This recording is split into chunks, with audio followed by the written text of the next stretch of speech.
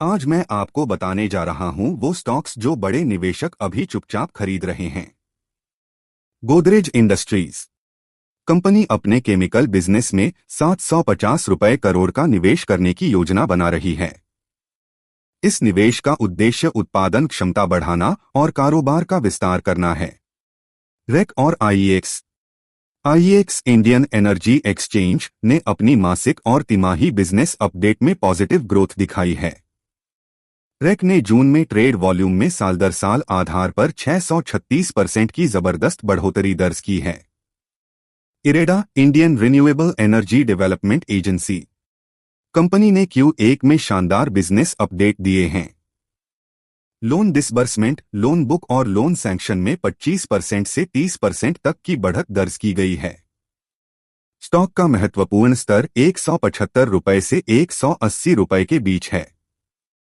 Varun beverages VBL NDTV की एक report के मुताबिक सरकार सिगरेट, ड्रिंक्स और लग्जरी कारों पर GST रेट बढ़ाने पर विचार कर रही है। फिलहाल ये आइटम्स 28% GST स्लैब में आते हैं। रिपोर्ट के अनुसार ये दरें बढ़कर 35% या 50% तक हो सकती हैं। सरकार एक नए GST स्ट्रक्चर पर भी चर्चा कर रही है, जिसमें 12% स्लैब हटाकर केवल 3 दरें रखी जा सकती हैं: 5%, 18% और 28%। मोबाइक्विक कंपनी के शेयरों में रिकवरी देखी गई जब SCBI ने इसकी subsidiary MQ securities broking limited को ब्रोकिंग सेवाओं के लिए रजिस्ट्रेशन की मंजूरी दी। Bajaj housing finance Q1 FY26 updates. Loan disbursement पिछले साल की Q1 में जहां कंपनी ने लगभग 12,000 रुपए करोड़ के लोन दिए थे, इस बार यह बढ़कर 14,064 रुपए करोड़ हो गया है। Assets under management AUM company का AUM 24% बढ़ा है। यह 90,000 रुपए करोड़ से बढ़कर 1,20,000 रुपए करोड़ के करीब पहुंच गया है। लोन एसेट्स कंपनी के लोन एसेट्स 85,283 रुपए करोड़ से बढ़कर 1,00,000 रुपए करोड़ से ज्यादा हो गए हैं। बजाज फाइनेंस कंपनी ने Q1 में मजबूत प्रदर्शन किया है। नए लोन में 23% की वृद्धि हुई है। एसेट अंडर मैनेजमेंट AUM में 25% की ग्रोथ देखी गई है। टाटा पावर कंपनी की subsidiary Tata power renewable energy ने FY26 की पहली तिमाही Q1 में रिकॉर्ड 752 मेगावाट क्षमता चालू की। इसके साथ ही कंपनी की कुल ऑपरेशनल क्षमता अब 5.6 गीगावाट GW हो गई है। स्टॉक के लिए अहम सपोर्ट रेजिस्टेंस स्तर 400 रुपए के आसपास माना जा रहा है।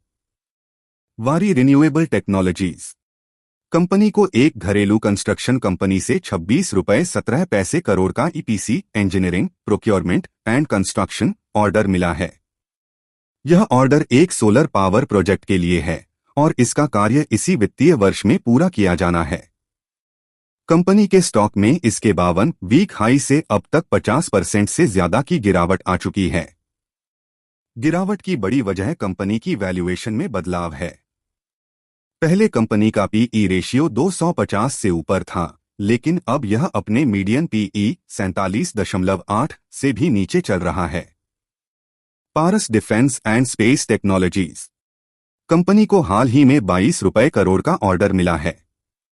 यह ऑर्डर एक फ्रेंच कंपनी से मिला है और इसमें एंटी-ड्रोन टेक्नोलॉजी यूनिट्स की सप्लाई करनी है। यह ऑर्डर कंपनी के लिए अच्छा माना जा रहा है क्योंकि इसका क्वार्टरली रेवेन्यू लगभग 100 रुपए करोड़ के आसपास है।